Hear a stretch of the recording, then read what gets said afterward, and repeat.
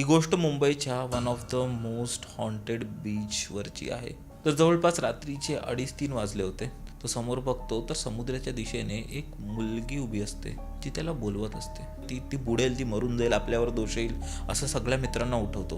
पण इथे ट्विस्ट हाच असतो की ती मुलगी फक्त एक खूप मोठी गायक होती कुवेतमध्ये. ह्या कथा मनोरंजनासाठी आहेत. काही लोकांचे अनुभव व काही पूर्णपणे काल्पनिकही असू शकतात. त्यामुळे कृपया यांना मनोरंजन म्हणून घ्या. ह्या कथा आपल्या संस्कृतीचा एक भाग आहे. अगदी लहानपणी आजी आजोबांनी सांगितलेल्या गुड गोष्टींसारख्या. आमचा हेतू कोणत्याही प्रकारची अंधश्रद्धा किंवा भीती निर्माण करणे नाही. आणि एक जी पहिली गोष्ट आहे ना, ही माझ्या खूप जवळच्या मित्राची आहे. आणि हे सगळं त्याच्या भावाबरोबर घडलं होतं.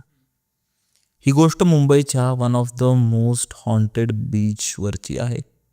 आता मुंबईत जेव्हा आपण चौपाटी आपण जेव्हा बोलतो किंवा आपण समुद्रावर जातो, किती भारी वाटतं, बरोबर की नाही? सगळीकडे एकदम हॅपनिंग असतं. लोक त्यांच्या परिवाराला घेऊन चौपाटीवर येतात, चिल करतात, एकदम मस्त मजा मस्ती करतात. बरोबर तेच असतं.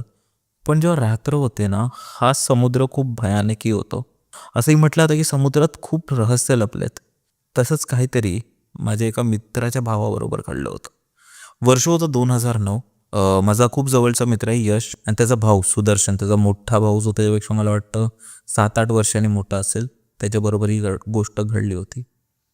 तर झालं कसं होतं ना, की मे महिना सुरू होता आणि 5-6 मित्रांनी प्लॅन बनवला की अरे चला जाऊया. हे लोक 12वीत वगैरे असतील, त्यांची 12वीची सुट्टी सुरू झाली होती.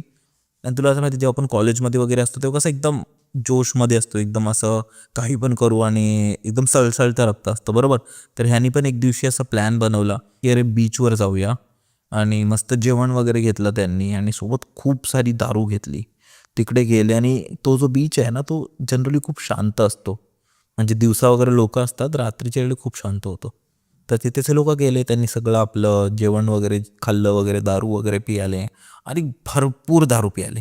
सुदर्शनही खूप जास्त दारू पियाला आणि सगळे लोक तिकडे डान्स वगैरे करून मग तिथे झोपून गेले. आता त्यांना नशा एवढी झाली होती की त्यांना काहीच सुचत पण नव्हतं, काहीच समजत नव्हतं आणि तशा सगळ्या गोष्टी. तर जवळपास रात्रीचे 2:30-3 वाजले होते. सुदर्शनची झोप उडते. तो समोर बघतो तर समुद्राच्या दिशेने एक मुलगी उभी असते, ती त्याला बोलवत असते, ते की त्याचं नाव घेऊन. आणि माहिती नाही का, सुदर्शन तिथे आकर्षित होतो किंवा काहीतरी त्याला खेचतं त्याच्याकडे. तो उठतो आणि त्याच दिशेने चालू लागतो, समुद्राकडे चालू लागतो. ती त्याला बोलवते, हा चालतोय, बोलवते, चालतो. आणि त्यावेळी सगळीकडे ना खूप असं विचित्र वाटत असतं. म्हणजे एकदम जोरजोरात लाटा येत आहेत आणि आजूबाजूलाही सगळं एकदम शांत. आणि ह्यालाही समजत नाही की हा समुद्राच्या दिशेने जात आहेत, लाटा वाढत आहेत आणि हा तिथे जातोय.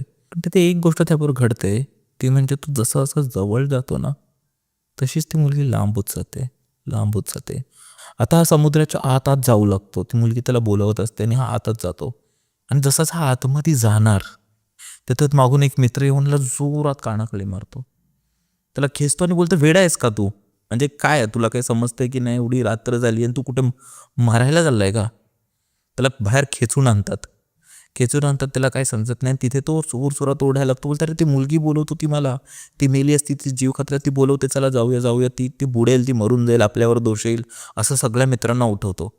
जेवढंही त्या लोकांनी सगळ्यांनी दारू प्यालेली असते, पण त्या क्षणी त्यांची दारू उतरते. त्यांना काही समजा, त्यांना काही करून त्यांना वाटतं की, त्यांना सगळे लोक एकदम पॅनिक होतात. त्यांना वाटतं की इमर्जन्सी काहीतरी आहे. ते जेही 5-6 जण असतात ते सगळे त्या समुद्राच्या दिशेने तिला बघायला जातात. पण इथे ट्विस्ट हाच असतो की ती मुलगी फक्त सुदर्शनला दिसते, बाकी कोणालाच काय समजत नसतं. ते लोक बोलतात, कुठे आहे मुलगी, कुठे आहे मुलगी? सूरज समोर बघा, ती बोलवते आपल्याला, तिचा जीव जाईल, तिला वाचवायचं आहे, वाचवायचं आहे, वाचवायचं आहे. आणि ते लोक समुद्रात जात आहेत. तर 5ही जण समुद्रात जात आहेत. आणि माहिती नाही काय, तिथे ते लोक नाही बोलू शकले असते, पण त्यांना ती बुद्धी नव्हती की काय नव्हतं माहिती नाही. मित्र कोणीच नव्हतं बोलत. म्हणजे असं जणू काय ते लोक तिच्याकडे आकर्षित होत आहेत. आणि ते लोक जात आहेत, जात आहेत, जात आहेत. तितक्यात त्यांना समजलं की अरे आम्ही आता ऑलमोस्ट जाऊ, समुद्र मोठी लाट दिसते त्यांना ऑलमोस्ट. तितक्यात ते लोक बोलले की नाही आपण जाऊया, बाहेर पडूया. पण सुदर्शनला असं होतं की नाही, त्याला तिला वाचवायचं होतं. आणि ते लोक सुदर्शनला बाहेर घेऊनच जाणार होते. तितक्यात एक जोरदार मोठी लाट आली, त्याचा पाय कोणीतरी पकडला आणि त्याला आणि घेऊन गेली त्याच्याबरोबर. ते जे 4-5 मित्र होते त्यांना काही समजलं नाही. ते आले आणि त्याच्या घरच्यांना कॉल लावलं. त्या दिवशी आमच्या पूर्ण एरियात एकच बाजार होता की आपल्या इकडचा एक मुलगा गेला.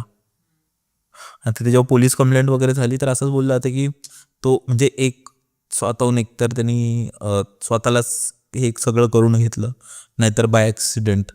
पण तेही जेही त्याचे मित्र होते ना, त्यांचं हेच होतं की त्याला काहीतरी दिसत होतं, काहीतरी जाणवत होतं. आणि ती जी मुलगी होती ना, ती काय त्याचा भास वगैरे नव्हता. तर आपण माहिती आहे बोलतो ना छलावा, एक गोष्ट असतं किंवा आपण मराठीतही बोलतो ना गिरहा, जो पाण्याकडे आपल्याला आकर्षित करतो. असे खूप सारे असे आत्मे असतात. संमोहन करतो. हां, बरोबर, बरोबर. ते हिप्नोटाईज करतं आणि ते आपल्याला तिथे बोलवतं. म्हणजे एक असे बरेच असे आत्मा असतात जे पाण्यात राहतात, वॉटर बॉडीजमध्ये राहतात आणि तिथे आपल्याला आकर्षित करतात. म्हणून बोलतात ना पाणी हा खूप खतरनाक आहे.